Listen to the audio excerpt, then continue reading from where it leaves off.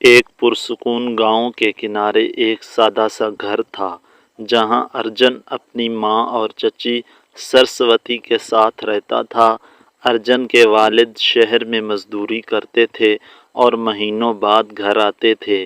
گھر کی اصل رونق سرسوتی چچی تھی، جن کی آواز میں پیار اور باتوں میں حکمت بسی ہوئی تھی۔ ہر صبح سورج نکلنے سے پہلے ہی چچی اٹھ جاتی۔ آنگن میں چھوٹا سا مندر تھا جہاں دیے کی روشنی پھیلتی اور گھنٹی کی مدھم آواز فضا میں پرسکون بھر دیتی۔ ارجن بیٹا اٹھو، پوجا کا وقت ہو گیا ہے، وہ نرمی سے آواز دیتی۔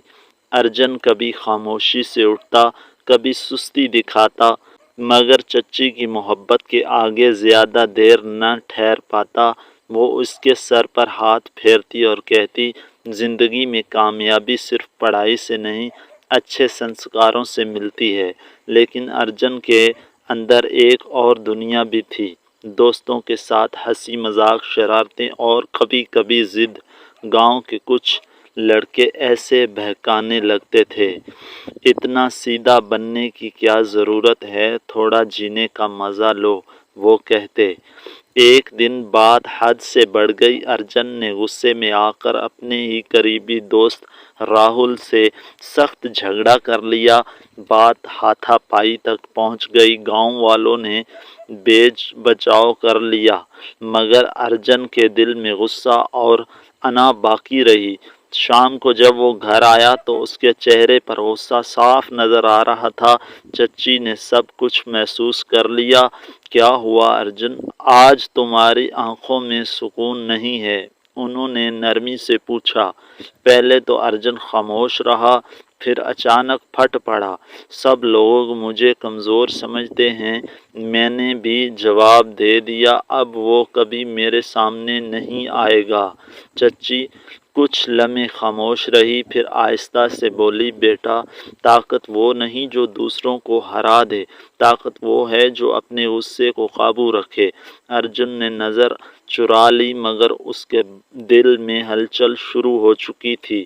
رات گہری ہو گئی، باہر خاموشی تھی، مگر ارجن کے اندر شور برپا تھا۔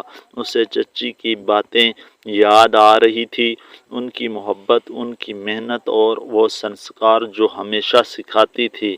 اگلی صبح وہ بغیر جگائے خود ہی اٹھ گیا، مندر میں جا کر خاموشی سے بیٹھ گیا۔ چچی نے اسے دیکھا تو اس کی آنکھوں میں ہلکی سی مسکراہٹ آ گئی۔ ارجن نے دھیرے سے کہا، چچی کیا میں غلط تھا؟ چچی اس کے پاس آئی، اس کے سر پر ہاتھ رکھا اور بولی، غلطی کرنا برا نہیں بیٹا، اسے مان لینا اور سدھر جانا سب سے بڑی بات ہے۔ یہ سن کر ارجن کی آنکھیں نم ہو گئی۔ اسی دن وہ راہل کے گھر گیا، دروازے پر کچھ لمحے کھڑا رہا، پھر ہمت کر کے اندر گیا۔ مجھے معاف کر دو، مجھ سے غلطی ہو گئی، اس نے جھکے ہوئے سر کے ساتھ کہا۔ راہل نے پہلے حیرت سے دیکھا، پھر مسکرا کر اسے گلے لگایا۔ دوستی میں معافی مانگنے والا ہمیشہ بڑا ہوتا ہے، اس نے کہا۔ یہ لمحہ ارجن کی زندگی کا موڑ بن گیا۔ سال گزرتے گئے، ارجن نے نہ صرف پڑھائی میں کامیابی حاصل کی بلکہ ایک با اخلاق اور سمجھدار انسان بھی بن گیا۔ جب بھی کوئی اس کی کامیابی کا راز پوچھتا تو وہ مسکرا کر کہتا، میری چچی نے مجھے جینا سکھایا، انہوں نے مجھے بتایا کہ اصل جیت اپنے آپ پر قابو پانے میں ہے۔ چچی سرسوتی آنگن میں بیٹھی اسے دیکھتی رہتی، ان کی آنکھوں میں فخر اور دل میں سکون ہوتا۔ سبق جو ہمیں کہانی سے ملا، اصل طاقت غصے میں نہیں، صبر اور معافی میں ہوتی ہے۔ خاندان کے دیے ہوئے سنسکار انسان کی زندگی کا راستہ روشن کر دیتے ہیں۔ کہانی اچھی لگی تو سبسکرائب